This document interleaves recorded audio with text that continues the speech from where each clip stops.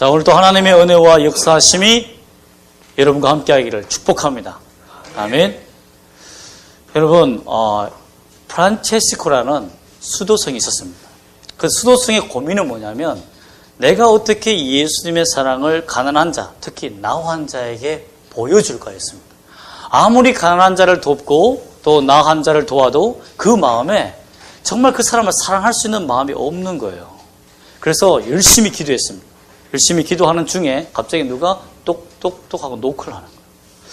문을 열어보니까 아니나 다를까 코가 없고 정말 진물이 흘러내리는 나 환자가 문을 열고 들어온 거예요. 먹을 걸 달라고. 비가 철철 오고 있는 순간이었기 때문에 너무 추워해서 그에게 따뜻한 물과 또 씻을 물과 음식을 제공해 주었습니다. 그런데 그 적반하장도 유분수지 자기가 춥다고 자기를 껴안고 같이 자자는 거예요. 프란체스코가 너무 힘든 거예요. 이 사람을 껴안고 자기는 너무나 더럽고 또 피곤함이 있기 때문에 힘들잖아요.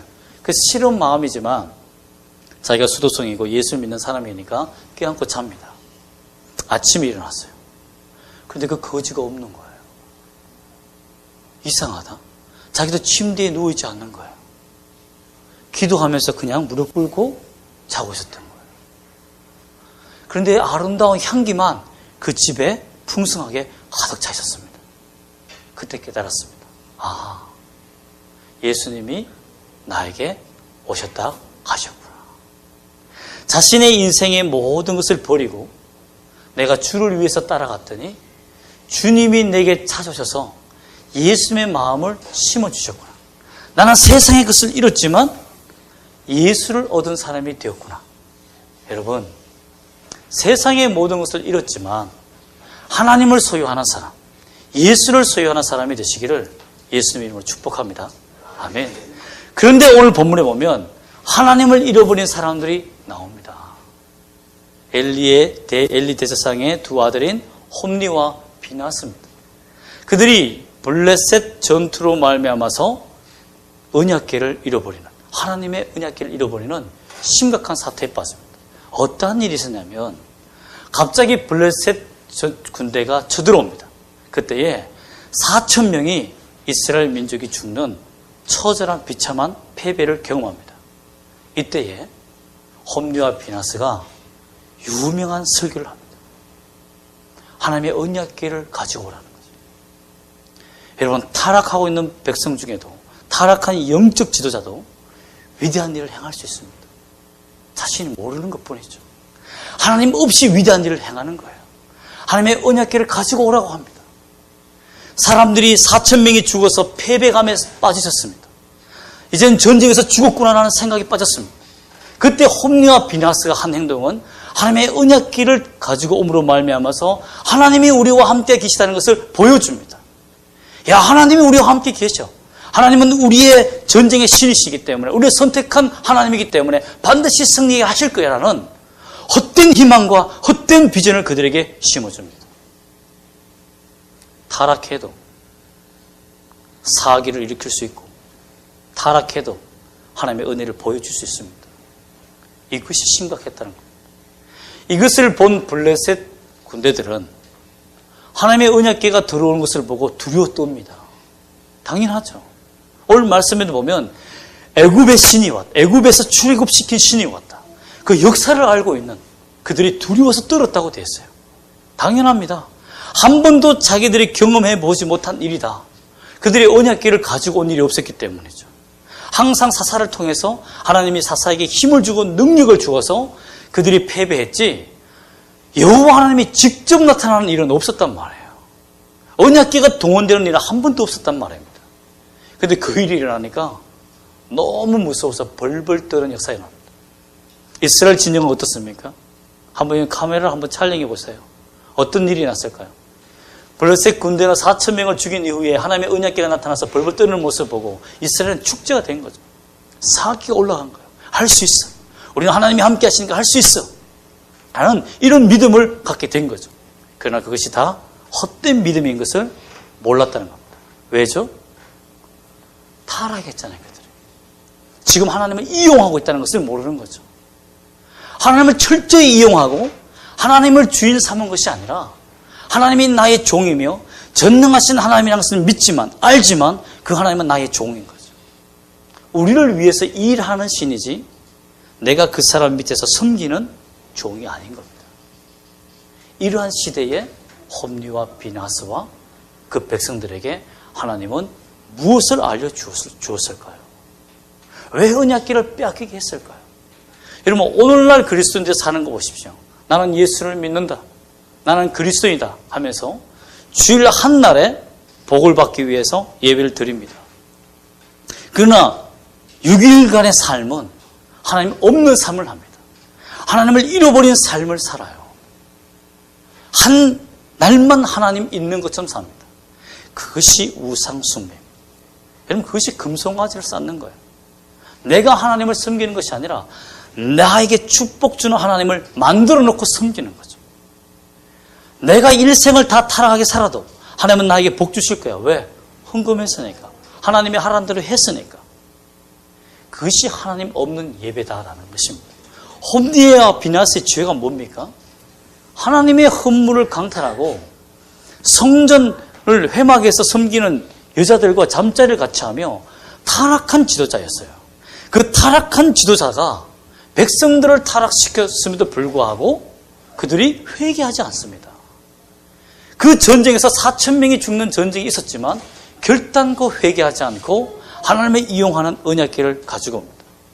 여러분, 오늘날 영적 지도자들이 얼마나 타락했습니까? 오늘날 그리스도인들이 얼마나 타락했습니까? 그들의 설교를 잘하고 성령의 능력을 보여주고 사람 그리스도인들을 하여금 예수를 믿게 만드는 대단한 연설과 설교를 하면 그 사람과 하나님이 함께 하는 것 같지만 절대 아니에요. 그들을 떠나야 돼요. 그들은 영적 지도자가 아닙니다. 하나님이 함께하는 사람이 아니라는 것을 여러분 믿어야 합니다. 하나님이 없이도 잘 살 수 있고 하나님이 없이도 잘 될 수 있습니다. 여러분. 그 언약궤를 빼앗은 이유가 뭐냐? 또 그들이 실수한 게 뭐냐? 바로 이것입니다. 그들은 4장 2절 말씀을 잠깐 볼까요? 4장 2절 말씀 보면 함께 읽어보겠습니다. 블레셋 사람들이 이스라엘에 대하여 전열을 벌이니라. 그 둘이 싸우다가 이스라엘이 블레셋 사람들 앞에서 패하여 그들에게 전쟁에서 죽임을 당한 군사가 4,000명 가량이라. 이것은 하나님의 심판이죠. 하지만 하나님의 회개의 기회였습니다. 왠 줄 아십니까? 이스라엘 백성들은 항상 전쟁에 실패하면 어떻게 했습니까? 에봇을 입고 제에 앉아서 장로들과 함께 울면서 하나님 어찌하여 우리가 패배했습니까? 라고 울었습니다. 하나님의 도우심을 간구했어요. 여호수아도 그랬습니다. 많은 백성들이 타락하고 블레셋의 공격을 당할 때, 적에게 공격을 당할 때 하나님께 호소하며 기도했어요. 그런데 그들은 하나님의 음성을 듣지 않고 홈리와 비나스는 어떻게 했습니까? 하나님의 언약궤를 자기 마음대로 가져옵니다. 엘리 대제사장의 허락도 없이 무시해도 될 만한 존재가 된 거죠. 무조건 하나님은 내 편이다라는 그런 방법, 핵무기를 가져온 거예요. 탄두 없는 핵무기를 가져온 겁니다. 하나님 없는 전쟁을 그들이 치른 겁니다. 그러면서도 회개하지 않았어요. 하나님은 우리를 위해서 싸우실 거예요. 헛된 희망이죠. 회개하지 않는 자, 하나님의 말씀을 믿지만 회개하지 않는 자는 탄도 없는 핵무기를 가지고 다니는 겁니다. 예수 없는 신앙생활을 하는 겁니다. 그것은 종교생활이에요. 우상숭배입니다. 여러분, 요한 1서 2장 5절에서 6절 말씀 보면 제가 읽어드리겠습니다. 누구든지 그의 말씀을 지키는 자는 하나님의 사랑이 참으로 그 속에 온전하게 되었나니 이로써 우리가 그의 안에 있는 줄을 아노라.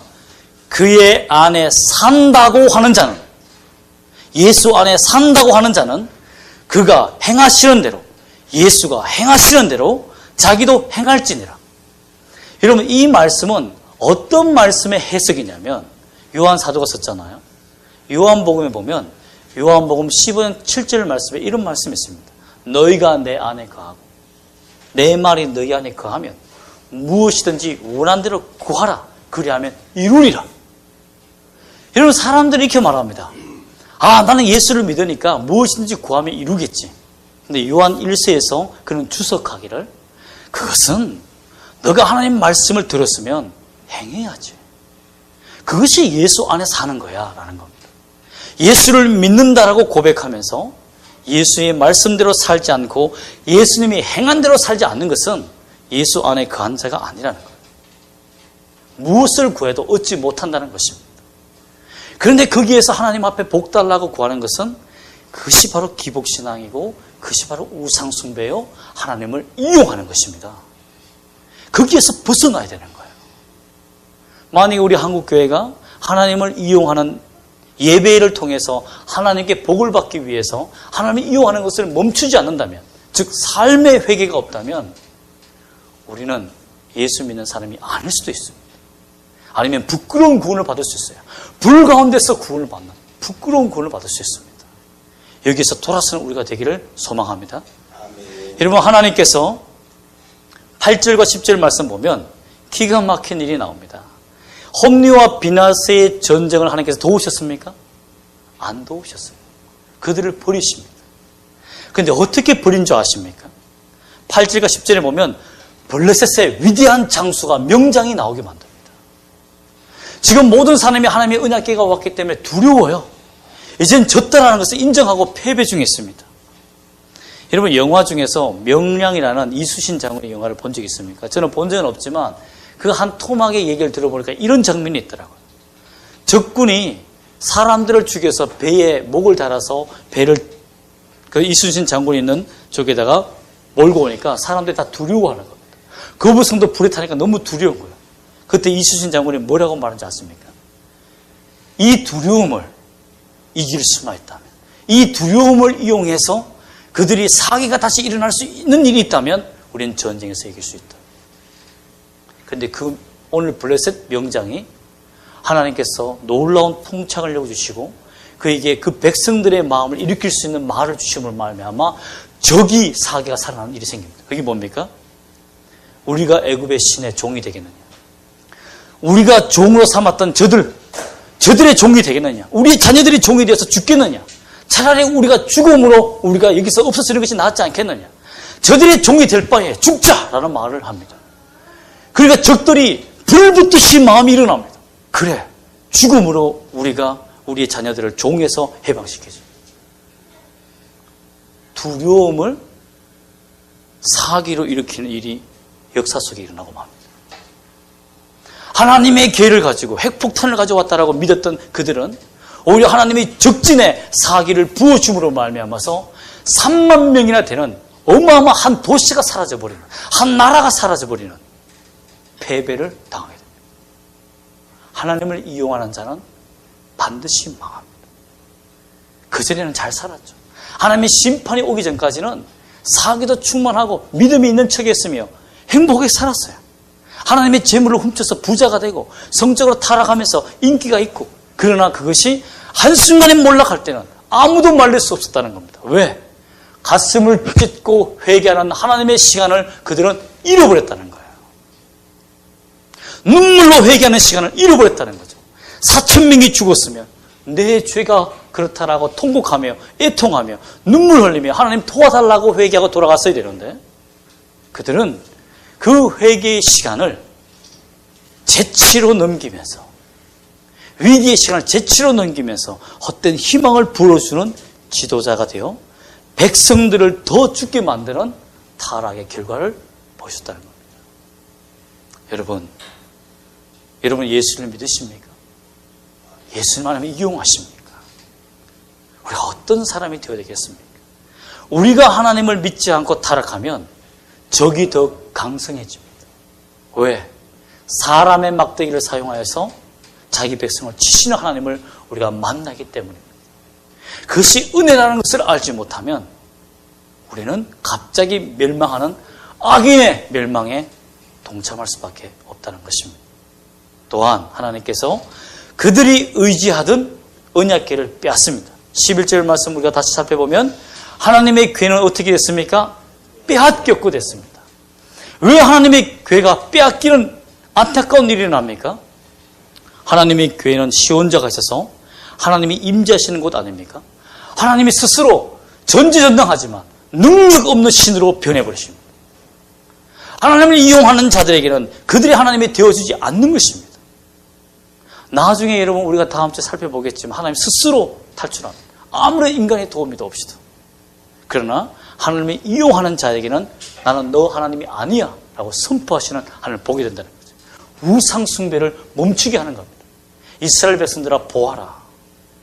너희가 하나님의 궤를 섬기는 것은 우상 숭배다라는 거죠. 궤가 중요한 것이 아니라 하나님의 통치가 중요하다는 것을 보아라라고 깨달음을 주신 겁니다. 이스라엘 백성들이 핵탄두로 사용했던 그 언약궤를 하나님이 그 핵탄두를 핵폭탄을 빼앗아간 것은 알맹이 없는 신앙이 얼마나 위험한지를 보여준 것입니다. 그러므로 여러분 이 말은 다시 뭐냐면 삶의 거룩함이 없는 그리스도인들은 예수를 믿지 않는 것입니다.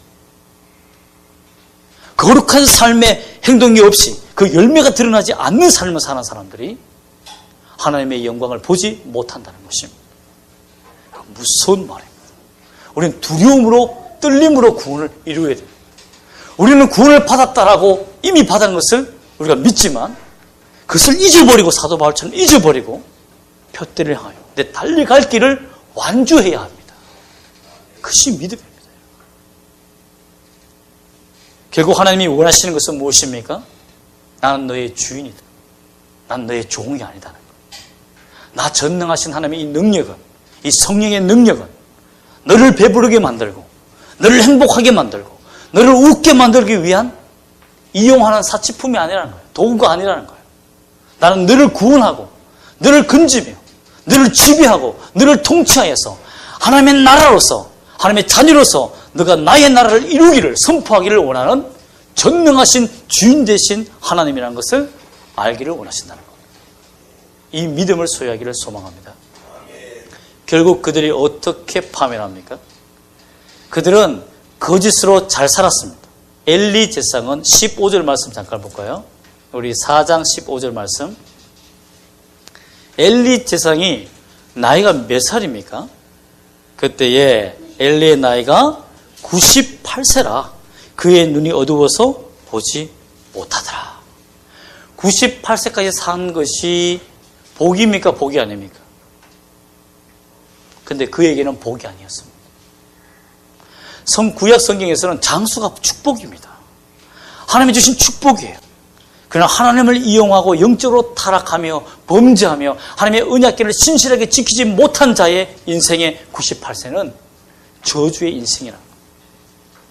하나님이 회개할 기회를 그만큼 주었지만 회개의 기회를 삼지 못했던 그의 장수는 육체적으로 눈이 어두웠지만 영적으로 눈이 어두운 하나님의 심판을 받는 자가 되었다는 거예요. 결국 어떻게 됩니까? 그는 18절 말씀 보면 하나님의 궤를 말할 때 엘리가 자기 의자에서 어떻게 됐다고요?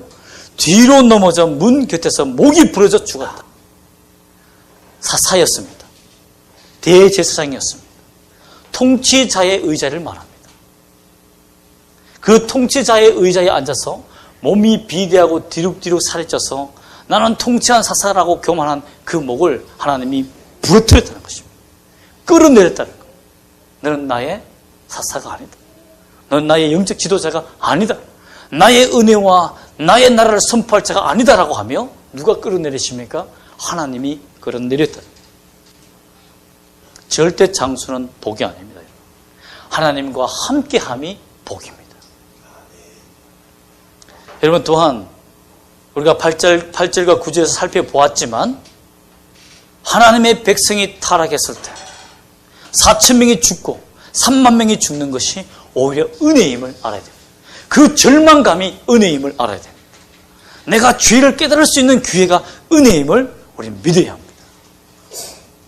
여러분 절대 축복의 뒤에 가리워진 하나님 없는 삶이 잘 나가는 삶이 복이라고 생각한다면 그것은 하나님을 모욕하는 것입니다. 많은 사람이 간증합니다. 내가 이렇게 했더니 하나님께서 잘 살게 했다.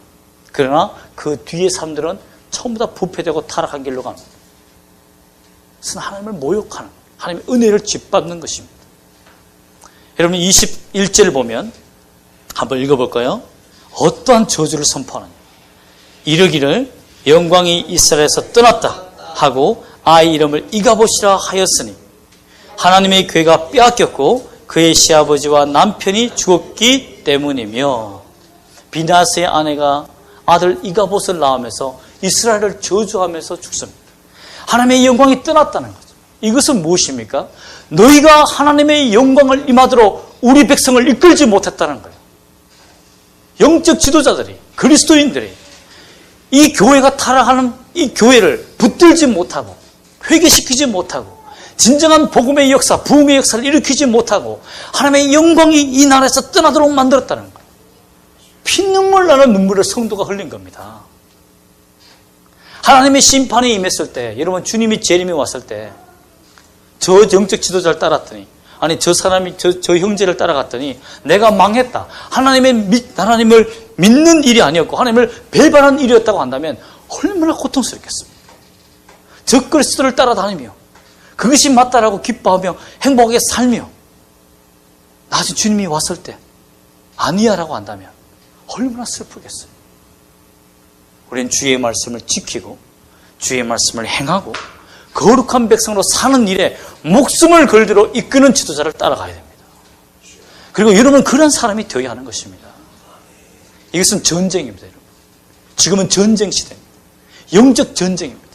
사탄이 택한 자를 삼켜서 함께 지옥에 가려고, 아니 그 구원을 받아도 부끄러운 구원을 받으려고 육체는 자기 것이 만들고 영은 부끄러운 것을 받았어.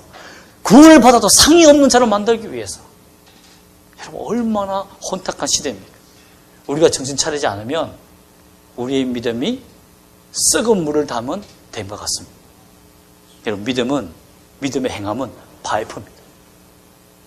내 안에 들어있는 이 물이, 내 믿음이 썩은 물인지 진짜 살아있는 물인지는 행함으로 사람들에게 연결해줘야만 합니다. 나는 좋은 물을 가지고 있는 댐입니다. 나는 진실한 그리스도입니다. 어떻게 알 수 있습니까?